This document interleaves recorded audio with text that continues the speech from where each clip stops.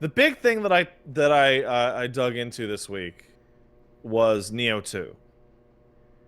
I called it season 2 of the Mind Goblin thing because Nioh is all OCD shenanigans Mm-hmm. in one game, and I was sick of playing Nioh 1 while just actually wanting to get to play Nioh 2. I can't remember who it was. It was one of them video games boys or Mr. Fields or some such, but basically described a situation in which you see something that's interesting to you, Mm-hmm. but it's part of a long-running series, and people that feel the need to go back and go through everything before that so that they can properly enjoy the thing that they were actually interested in the first place Mm-hmm. tend to never get there because you aren't interested in the old games that you may have seen or what have you. You were interested in the new thing for whatever reason.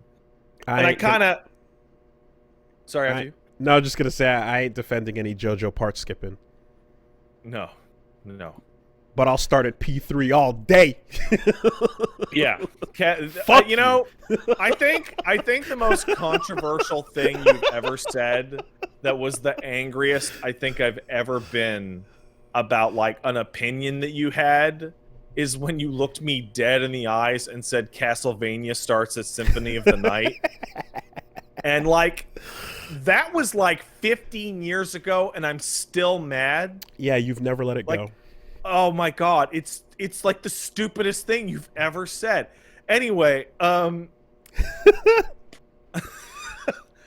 but on to Neo. So I went ahead and skipped ahead to Neo 2, which it feels like they kind of knew or they wanted to open the door for people to do that because Neo 2 is a direct prequel. It takes place like 20 years before Neo 1. Mm-hmm. And so you're like hanging out with Nobunaga as like a young man. That explains why you're some rando instead of Yeah. uh Anjin. And you remember how the story in Neo 1 was like it was there, Mm-hmm. but like whatever. It happens more frequently later Yeah. when you start switching from one province to the other, or one Yeah, I'm talking prefecture about to the like other. this say the first half of the game. Like I Mhm. got about halfway through Neo 1 and was like, let's go to a meeting where William is or Mhm. whoever his name is Yeah, William. just Yeah. isn't paying attention to the meeting. Mhm. Like Neo There's a 2 bunch of fucking ghosts floating around. What? yeah, Neo 2 has a story and I played maybe 12 hours of it. Couldn't tell you what it was about. Legitimately legit couldn't tell you Hmm. what that game is about. There's yokai around Mhm. and there's a war because there's always a war because it's the feudal states era Is warring, Nobu right? trying to Naga? Um and Nobunaga's there and he has two spirits Oh shit. because he's Nobu gonna Naga. Nobunaga. But it is Can't overtly stop this Naga. it is extremely solidly just an excuse to put you into a level. And that's fine, right? Um I've been told over and over whenever I discuss this on the internet, the phrasing that makes me a little nervous where the phrasing was that Neo 2 is a good enough game that it invalidates the existence of Neo 1. That's that's a lot. Yeah, that's a big statement, right?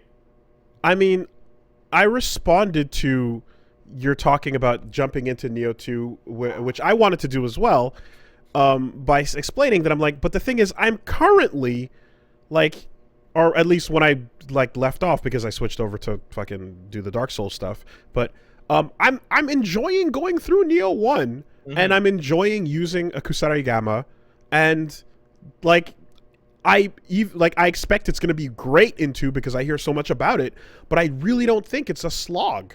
I think like I've had some bad levels that I talked about. Like there's that really annoying one. It's the worst fucking one. But yeah. yeah, man, I'm still So enjoying the trek. Like if it was brutal, then I would eventually hit the point where I would be like, fuck this, I'm just jumping to 2. But I didn't find so. You know, I found some fun to be had when I went back to so it. the only games I can think of that actually fulfill that statement are Left 4 Dead 2 and Pokemon Gold and Silver, I want to say. And that's because those games Include. just have the first game in them. Mm-hmm. And when I brought that up, I was told, in fact, that Nioh 2 does have a very significant amount of Nioh 1 inside of it as well. But Interesting. with the new Nioh 2 stuff. I wonder As if for Zone of the Enders 1 counts. Zone of the Enders 1 is... Who cares? That's what I'm saying. Like, Who cares? Having is that 20-minute video a better experience? You know, like yes. so yes. The only thing you're missing out by not playing Zone of the Enders 1 is the initial encounter at the end of the game with Anubis, where he just shows up and you can't do anything. So diving into Nioh 2, first of all, it does a way better job of actually unlocking mechanics early, but it doesn't just throw all of them at you simultaneously from the word go. Like, you do 2 or 3 levels, and then you go and get the blacksmith, and you unlock all the blacksmith options. Oh, aren't you just picking them up off of corpses? No, I mean literally the option to use any blacksmith anything at all. Okay. Like, it's just not there. The skill tree moved from that very confusing, like, sideways, like, note system to, like, a Yakuza-style, like, sphere grid, which is a lot easier to understand. They have some new weapons, which... Like, because now when you would get to it, it's like all the DLCs weapons added, including fists, which dramatically changed the way that game looks, feels, and plays. I have been told by many a people about the fact that you can do cool punches and that you can make cool punch girls. And Wooly, you should check it out. In fact, you can become a tall, tan tomboy punch girl. Yes, yes. I know. You can unlock with the punches is a Dempsey roll. Fucking sick. It feels great. The way that weapons actually drop, and how do I put this? Like, they've added a bunch of new types of weapons to the game, and by that what I mean is like you have your rarities, right? But you also have weapons that are like demon weapons, or you have weapons that are like purity weapons that have special effects. And there's all sorts of stuff. And in addition, the skill tree is much larger, has pretty much all the old Nioh 1 stuff with a bunch of new, more interesting moves on top of it, and an easier way to understand it. But by far the biggest like start playing the game, wow, this is way better change is the levels are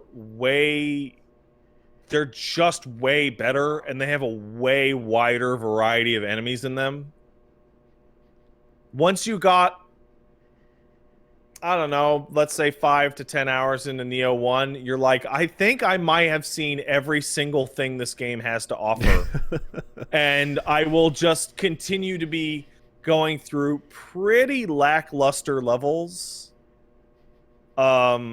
that feature these things, and it will be carried by how good the combat is and the itemization and that stuff. So from what it seems to be, it seems like every large zone has a set of enemy types, and you see every variation of those types all the way up until the big finale of that zone, where you might have like a battlefield littered with tons of them. And then you move to another zone where you're going to see a couple different types, you know? So the way they do it on Nioh 2, anyway, it seems, is like, no, there's just a huge variety of enemy types, and we're just going to sprinkle them in more and more and more and more as you go in.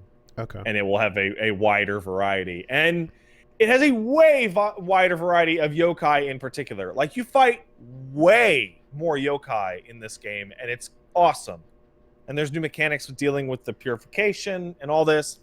But much more interestingly is they added the fucking Castlevania system where you can get the souls of enemies and use them as your own attacks. Mm.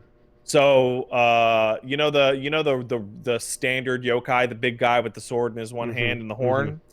You absorb his soul and you get a command grab that you just equip as one of your 2 yokai abilities. Are these the stands that we see? Yeah. Yeah, when you see that, yeah, okay. Not there, like, there's the guardian spirit thing that you would equip that would be associated with your super or your yokai form, but also you can just have, like, I want to be the one where I be the monkey yokai and I throw a spear, or I want to summon a snake to shoot out and come back. And it feels a lot like some of the DS Castlevania games. Cool. Like, to roll that in. And it just has all these new things with... I don't know how to describe why the levels are so much better, but they're just so much more interesting to traverse than the Nioh 1 levels. They're just so, like, more visually interesting and explorationally, like, there's just more going on. It just feels way, way, way better. I feel like the Nioh 1 levels were functionally they're Souls-like in that you run through some alleyways, you find the ladder, you find the rooftop path, and then you can branch to a second area. And I just think they didn't there's like forests and stuff, but they didn't seem to put a huge emphasis on environmental art in a way. Yeah, there's a huge increase on this one. Yeah, so you're going through a forest, a graveyard, or a ship harbor, and they're just those things, but there's never any like huge. There's no place where you're going to drop a sign that says "gorgeous view ahead." You know? Yeah, no, that happens all the time in Nioh 2. Like, I have to say, it's hard to describe because a lot of it is little changes that are 10% better here or cool new feature there. But the overall takeaway that I felt from it was like, wow, this is they made Nioh 1 again. Way better.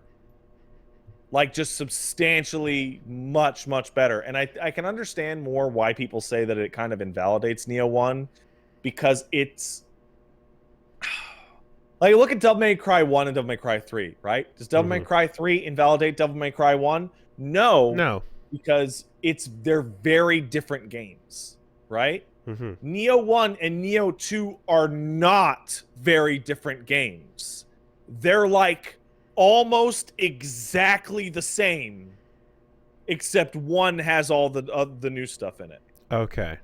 Which makes it feel like their development style of just quality of lifing all day feel as if like they almost wanted to turn Nioh 1 into Nioh 2 gradually. Yeah. And then at some point someone steps in and says, "Hey, fuckers, call it Silksong." The dev style that they have is iterative. Just like, what if this worked a little better? What if this was better? What if this was better? And just go and go and go. And shockingly enough, did not, because of this leap in quality, did not bother me that I was skipping Nioh 1. I don't think I'll ever go back to Nioh 1. I actually deleted it off my hard drive.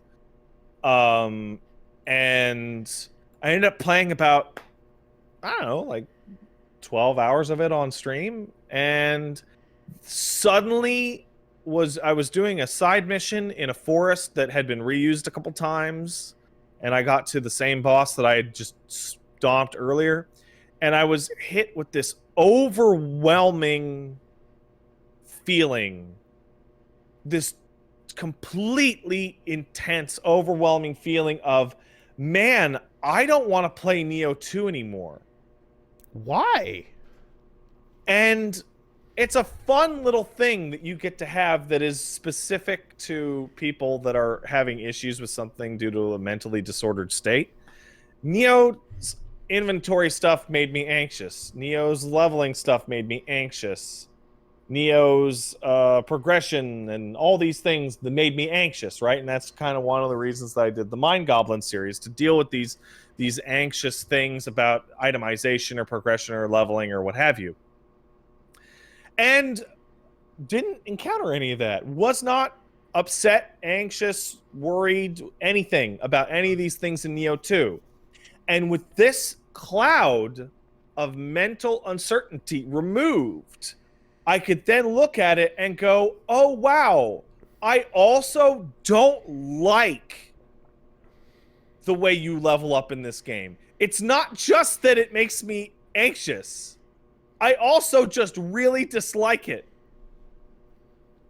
I don't like that all the levels are completely disconnected, small levels that have no connection to anything larger. I don't like the fact that I'm picking up a million fucking pieces of shit off the ground in the course of a mission, and after every single mission, I have to go and re-engineer what I'm wearing on my character, and then if I want them to look good, re-roll my shit. With the leveling, I don't like any of that. I love fighting dudes in Nioh.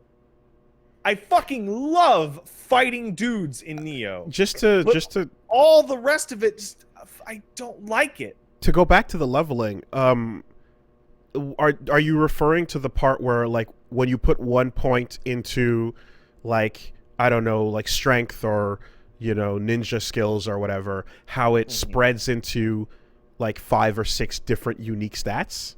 So this is probably the best example of the distinction between an anxiety-based response and just dislike. When I looked at the Nioh 1 or Nioh 2 stat system, you know, strength, skill, heart, ki, you know, all your standard stats, right? I didn't understand how any of them interacted with the systems, because it looks like a soul system, but it's not really, right? You need to have a certain amount of skill to have the effects on skill, armor, proc, and then every weapon has a primary damage stat and then 2 secondary damage stats, so you don't fall too behind, yada yada yada. And I was staring at this and I was like, oh, what do I build for? And then playing Nioh 2 and talking with the chat, I'm like, the benefits from each particular stat are so minor that it kind of feels like the game just wants you to, like, completely evenly distribute your stats so you can unlock everything no matter what you put on.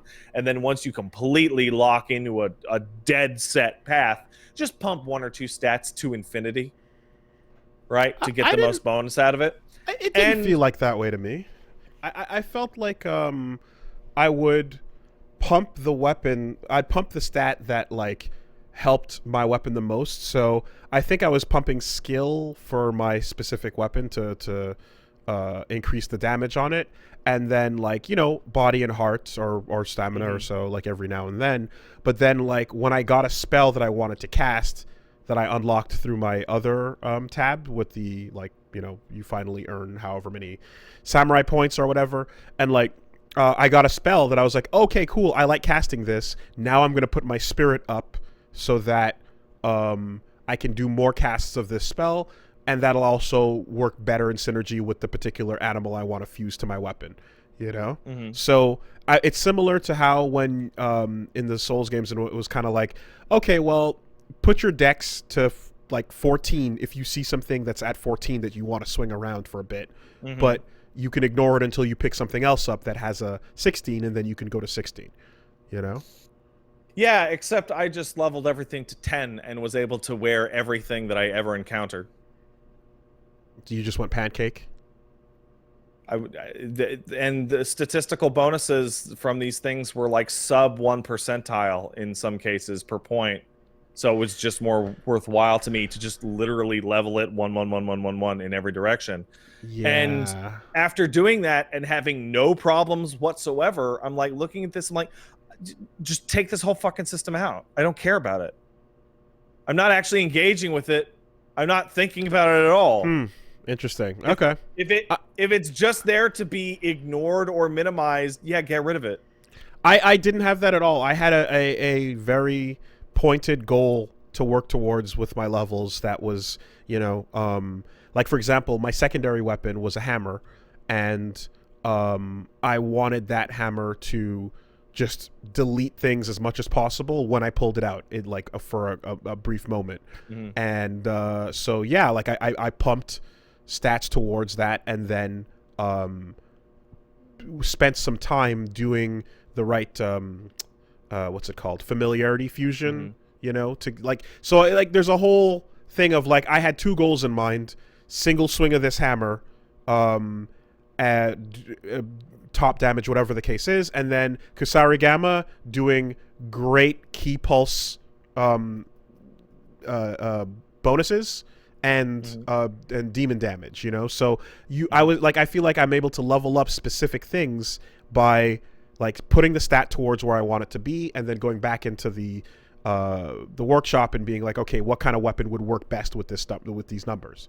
But setting mini goals and just aiming after each one feels like a much more, I don't know, fun way to go about it. Pancaking will probably make you like capable of swinging anything, but I don't know if like you might like enjoy like this. If you're picking, it depends on what you're swinging. If you're swinging a like medium or like not that great weapon of any kind, you know, it might not be what you're looking for. So you might need to. No, I was running fists and Odachi, which were both strength, but every time I went to level up strength, I realized I was gaining a sub 1% increase in damage, and that was it. Okay.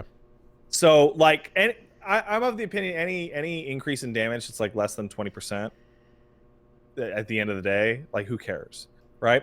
And I brought this up when I was playing it on stream because there were people in my chat that were huge Nioh heads and knew a lot better than me about where stats go. Mm-hmm. And if you were to be looking at the live chat for this podcast right now, folks are basically describing that, well, you need those stats later. They actually don't do very much. In the entire first run of the game, it's much more of a focus of New Game Plus. And it's like, I don't know if I'm going to play New Game Plus. So having this entire stat system for replay only, okay, fine. Unlock it on replay only. I don't care. And that's not me actually saying, like, do this or do that. I'm just saying when I was going through it, I didn't care.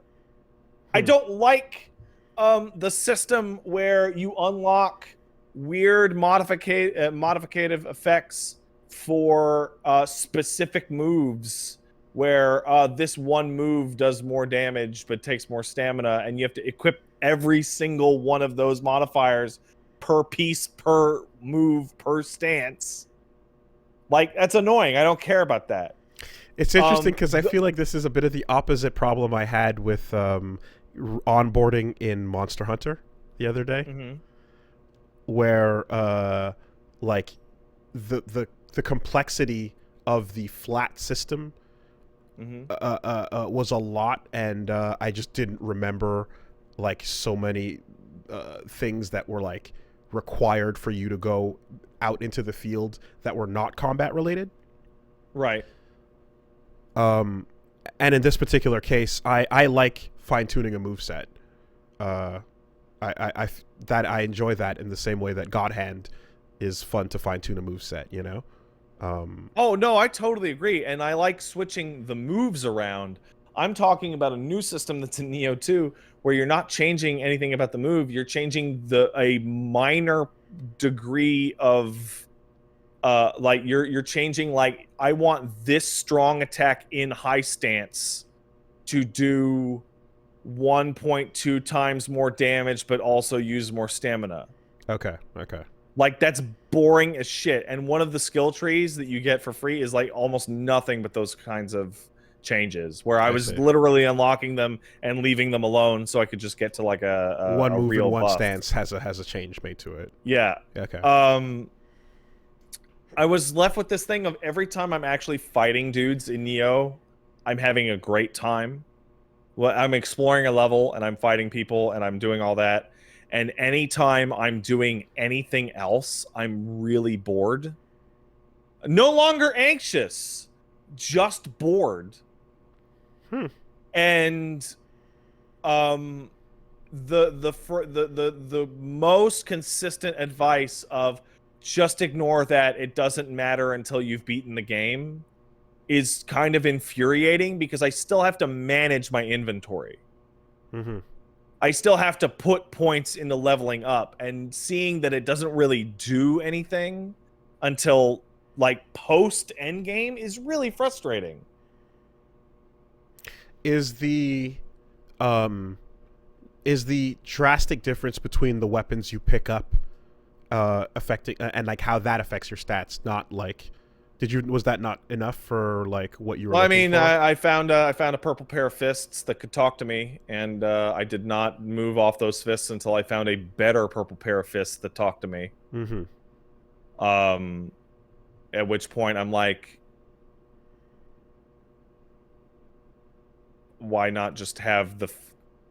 It's a weird cross between Souls and Ninja Gaiden, Mm-hmm. right? And I wish it wouldn't split the difference. I wish this was Ninja Gaiden with distinct levels and a bunch of these weapons with huge movesets and a Okay. pure action game. Okay. Or it was more Souls and you stripped a lot of these stats off and just had a shit ton of different weapon movesets and a Mm-hmm. connected area. Do you enjoy the like 5 or 6 unique modifiers that you can re-roll per weapon? No, I don't give a shit. Okay. None of the actual minute to minute change on those is so minor. It is At pretty least from where negligible. I'm at, it's like, oh, you have 7% less key use on high attacks. Mm-hmm. Fucking wow. Mm-hmm. Mm-hmm. Incredible. That's definitely going to change the way I play the game. Yeah, it feels like the ones that are bigger are like when you wear a full set of armor. You know? And every time I say that complaint, this is what drove me nuts. Every time I'm like, oh man, wow, plus 3% Amrita bonus if you're in low stand or whatever the fuck it is, right? The relatively minor stat bonuses. Mm-hmm. Every single fucking time somebody goes out, those bonuses are huge on New Game Plus and you'd build around them. I'm like, but I'm annoyed by it now in New Game. Okay. I can absolutely understand building parts of your game so that there's just a shit ton of content forever. Nioh has like 5 New Game Pluses, and the game's 80 hours in and of itself. So that if you get into that stuff, you can just fucking go and go and go and go. But as somebody who's thinking about playing the game in front of me for the first time through the level for the first time, it still sucks every time I have a purple pair of fists that have a corruption mechanic, which means they're a totally different type of weapon. They're a yokai weapon, which means they're special. They're actually unique, right? Instead of just a million generic fists. Right. So I go, cool. And as a result, I pick up like 100 garbage fists that are nothing but fodder for the junk system. Yeah. And like just the wild difference between walking up to a shiny in a Souls game, which is its contemporary, and going, oh, what's this? And putting it on and seeing what it would do.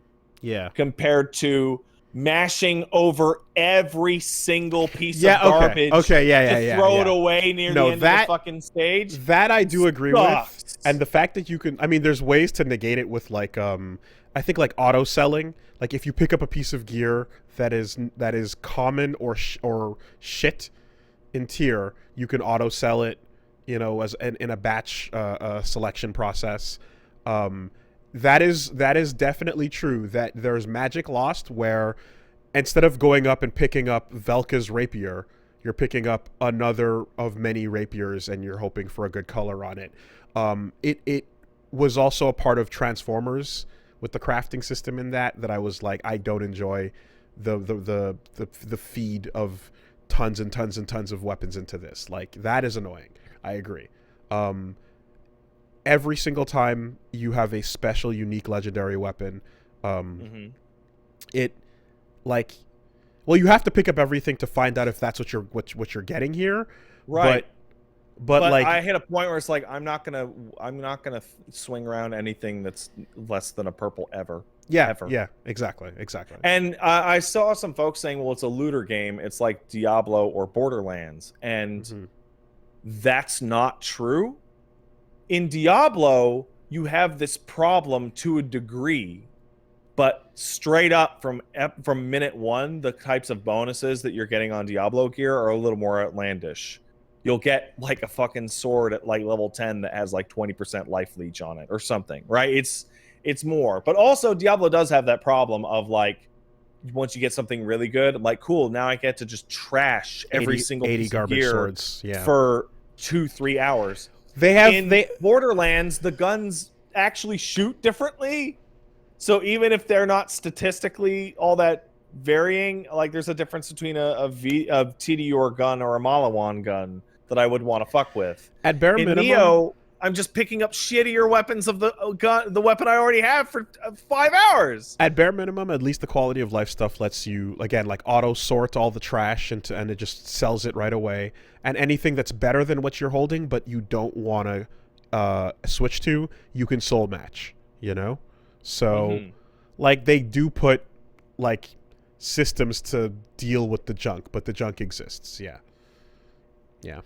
All right, fair enough. That's unfortunate though, because I mean, everything I see going on in like Nioh preview footage where you're seeing fucking devil triggers popping, and it looks so sick. Yeah. Oh, it looks so fucking like, sick.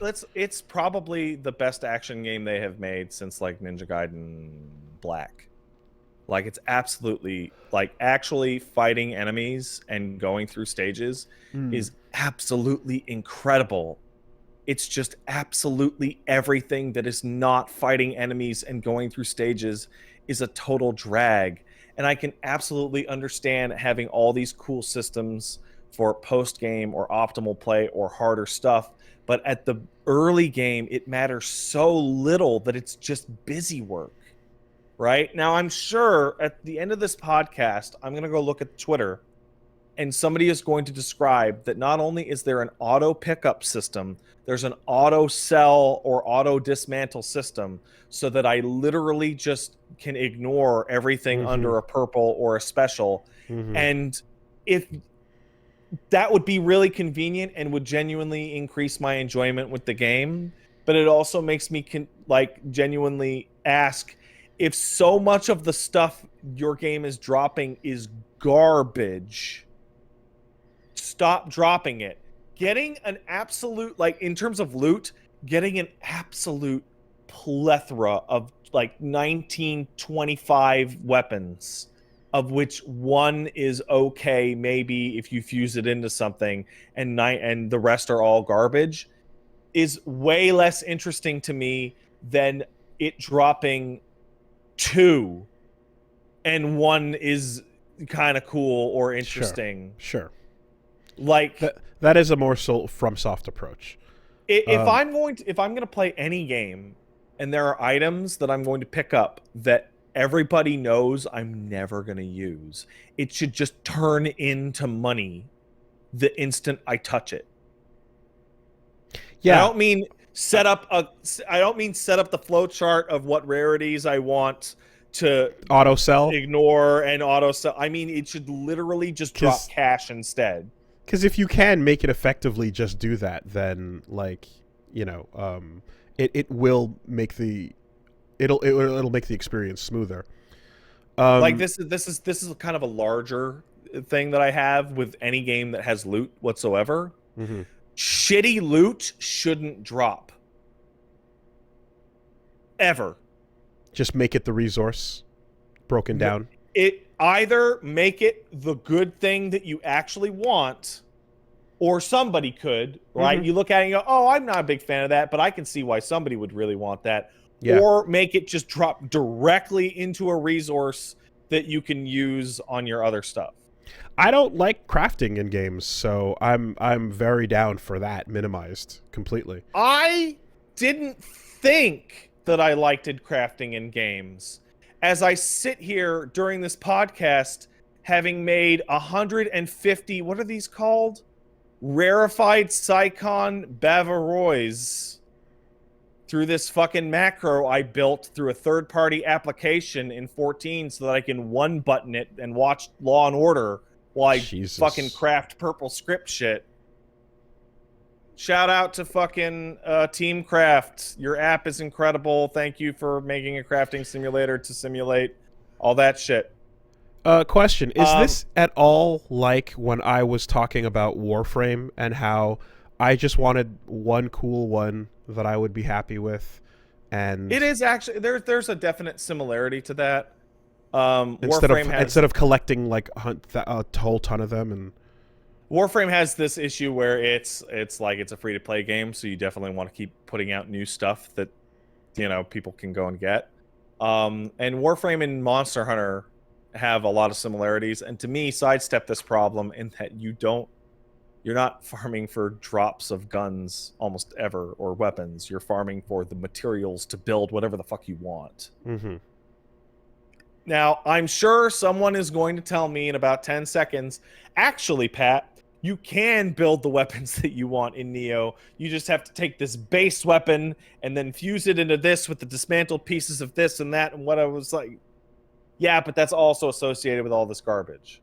I would get way more into the weapon crafting system in Nioh 2 if there is one. I'm just assuming there is. I'm now going to look down and someone's going to... Yep. Yes, you literally... Yeah, of course. Yep. Because that's the type of game Nioh 2 is.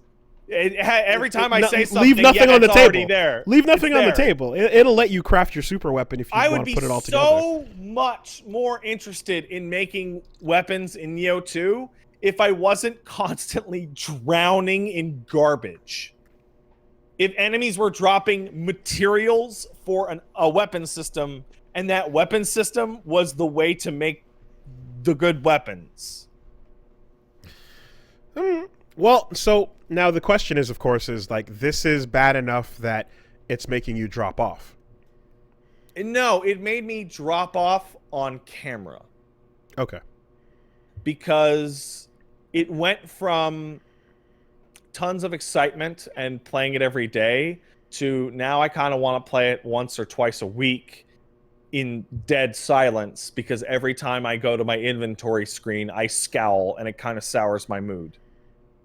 Right? I pretty much only want to play one level at a time so that I can start my play session by doing the inventory stuff that I hate and then go on to do all the stuff where I fight dudes and it's really enjoyable. Fair enough. And on the one hand, I have to give the game legitimate props, because every time I talk about this, someone who knows more about the way the game has just infinity systems comes to me and says, this is a way you can mitigate this, mitigate this, mitigate this, mitigate this. There are answers. Turn that off, turn that off. There are always answers. Yeah. And that's cool. Yeah. But at the same time, I kind of wish I didn't need to have like a class on how to make parts of the game not miserable.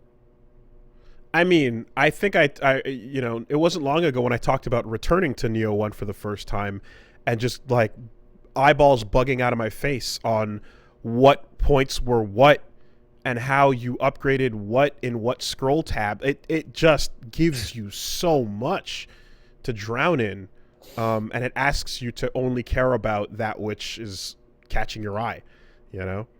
Mm-hmm.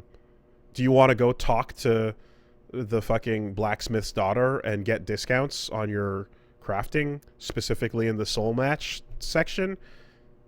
Yeah. Sure. Or don't. Whatever. Go swing the sword. Do a beat, pop a DT. Fight the boss. She does a Psycho Crusher. Mm-hmm. Not caring about the subsystems is it takes, I'm sure it takes work, but you can put in work to not have to work. You can create there's enough options that you can build I don't care about any of this.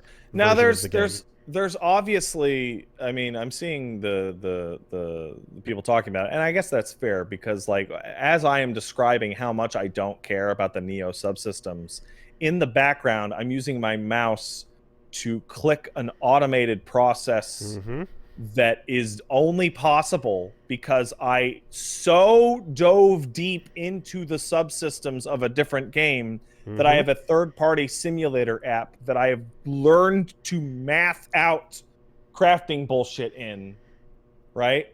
And the difference with that is that when I was playing Final Fantasy XIV back in the day, I didn't give a fuck about crafting at all. I didn't give a single shit.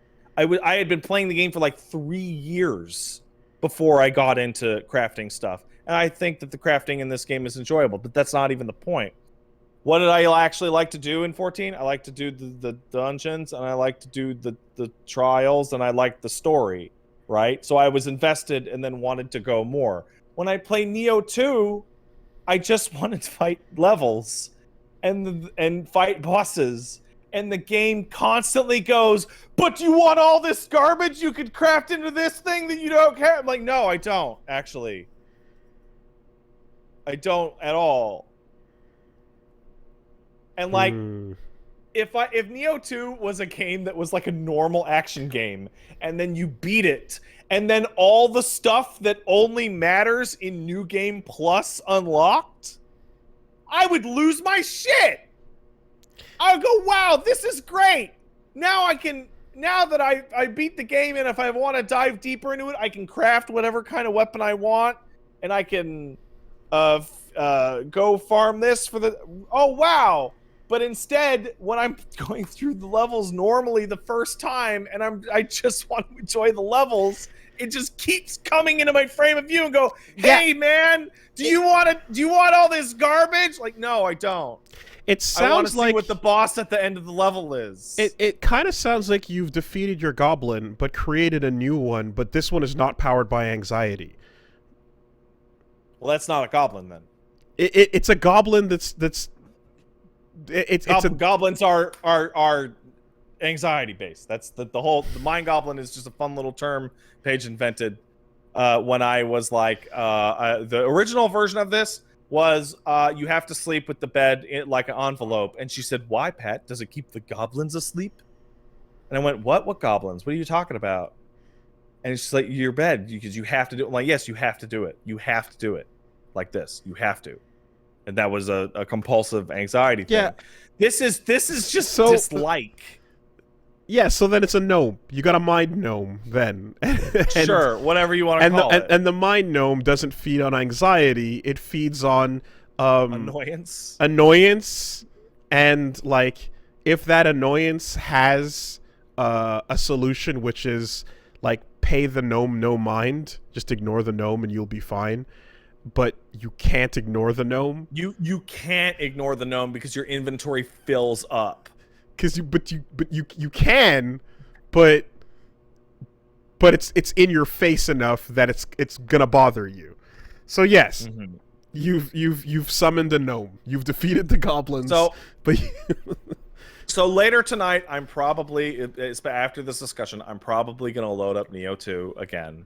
And I'm gonna go find somebody I can chat with somewhere, and I go, how do I turn all this shit off so that I can just play and enjoy the game? And like, I don't know what the solution is there, because like obviously people like we're having multiple different discussions here. When I'm talking about this annoying thing, I'm talking as a new player.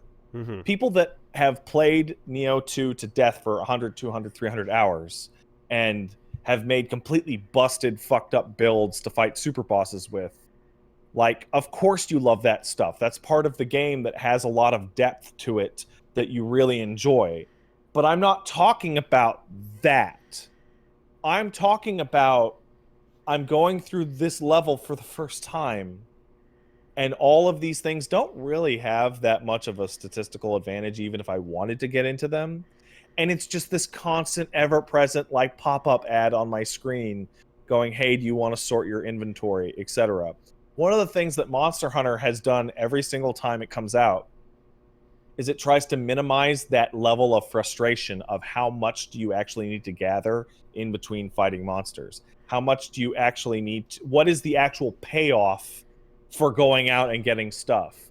So in Rise, for example, like very early on, you can make traps that let you beat the piss out of a monster uncontested within 10 minutes of starting the game. That's a genuine add, right? Like to your gameplay experience. When I look at Nioh 2 and my options for smithing are I could use every single resource I have to soul match this weapon a couple levels up, and it still might get completely outclassed by a drop I get in 20 minutes. Are you pausing the game to do a full stat comparison on everything you pick up every time? No, probably the single best thing that I was able to break myself of was literally only look at your inventory at the end of a mission. Thank God. Okay, because for a second, the way you were describing the like constant drop thing, it sounded like every time you picked something up, you were pausing and doing a full stat sheet comparison, which is that's the worst possible way to play these games. You have to just play the mission and deal with it later. Yeah, you play the mission and then you handle it at the end of the mission, which is why I described the way I would probably structure my sessions from now on, because you don't deal with any of that at all until the end of the mission. You go in your gear. Is there anything better? Okay, cool. Equip it. That takes 5 minutes. And then throw everything else in the trash, which makes me wonder why it was even there to pick up at all. And I just saw a really good comment that I hadn't thought of, that it's what, how do I put it? Like a micro annoyance. Like it's not something that you would ever think of yourself, but once somebody points it out, you're like, oh, I don't really like that. I also hate how fucking awful it looks for a million fucking pieces of shit to fall out of every enemy I kill in the game. Oh, the explosion of drops. Like it looks like garbage. Okay. You want the one soul that has 5 things inside of it. Sure. Yeah. Yeah. Okay. Like for a final boss of a stage. Yeah. Totally. The loot fountain. That's one of the things. But for like random enemies to just explode into garbage, every time. It's the Overwatch loot box like endorphins dropping as you see 5 big purple things sparkling on the ground, and you're like, oh, like it's no. Those you know what? People like that. I'm gonna steal this because somebody summed it up perfectly. There's a gentleman named Cheap Doc in our current chat who said that it's like a game it's a game made out of picking up broken straight swords in Dark Souls. I was gonna bring that up actually, because that's what it feels like. Broken straight swords all over Dark Souls. I was thinking about that as we were talking, because that is a recurring, constant thing if you happen to be walking through the burg, But then what? What do you do with them? You're gonna feed them to Frampt? It's a waste of time. Takes just throw them in the box, Yeah. So I don't mind the loot explosion though. This massive spiel, and then hey, if you know everything about Nioh 2, hit me up in my DMs and explain to me how I can mitigate all this crap, and then I'll come back like next week and be like, wow, I'm actually having a really great time with Nioh 2, which is kind of how Monster Hunter is. Yeah. That's literally the Monster Hunter experience. But I wish that Monster Hunter would let you ignore all of this onboarding, walk out into the jungle, and get your ass fucking handed to you by a Jagras, I'm going to tell you what, Woolie, you're wrong to want that, because that's how it used to be, and it was the most viciously anti-new player thing that has ever existed. That is absolutely exactly how it used to be, and it was miserable to everyone. I kind of just want to, start the game, go pick a weapon, run out, and then just start swinging it, and then work my way backwards. Guess what? You already screwed up in your description, because in the games in which it was like, fuck it, just go out there, you don't get to pick a weapon. You start with your default sword and shield. You want a new weapon? Go build one. Okay. Go out there and do it. Okay. Yeah. And the thing I guess I would say is like, yes, the onboarding, like kind of needing another human person is weird, but it's definitely not unique to Nioh 2. Right? But Monster Hunter's a co-op game. you're supposed to play it with your friends on like a Saturday. I suppose Nioh is not that. Like there is Nioh has a a robust online system. You know, like you can PvP, you can summon. You know, it's multiplayer too. I would consider. This is where I'm gonna. I guess like okay, I know Nioh 2 has co-op, but here's where I'm like, I assumed that the co-op was you run certain missions together and you use a resource to summon your friend. And now I'm going to turn the Chatterino tab back on and somebody's going to go, no, you just invite your friend to your party and you run every single mission in co-op. I mean... Zangief, shut up. Like, Monster Hunter is all about doing... Yes, that is how it actually is. Okay, cool. Yeah, that is not clear from any menu that I saw once playing the game for like 15 hours. Well, they're more comparable than we initially thought, you know? So you know what? Nioh 2 might be the greatest game of all time, but they need to get some new blood in on the user experience end of things. A lot of the complaints that I'm having would be dramatically mitigated if it was actually clearer where things actually existed in its own menus. What if the menus just had an advanced tab and you would just go to the advanced tab for expert settings for making weapons and doing all the other things, and otherwise it was simple. It was pick best sword. You know what? That might actually be really good. And do you know what game does that? What? Stranger in Paradise. Wow. There is a button that just says equip best shit. Equip best shit. Yeah. Yeah. Yeah. So I can see it. I guess what you're saying isn't crazy. I mean, I think they're doing that. I think Nioh has equip best shit for your armor, but I think your weapon is still. Does it? I think there's an equip. I feel like I seen a button for equip best armor. In one. Shit? I think one might have something like that. Yeah. It does? Yeah, because I've seen something. Where is that? And it's just like, where is that? Grab whatever you want here, and then I'm like, oh, these are the best ones, okay. And then I took those and made it look like what I wanted. I think so. I think it does. So it's all there. Okay. So hey, wow, Nioh 2 is the game of forever, and I think it's the best game ever, but it needs a little work on its interface. Can that be the takeaway? I have never in my life ever talked about a game and said, man, it should do this.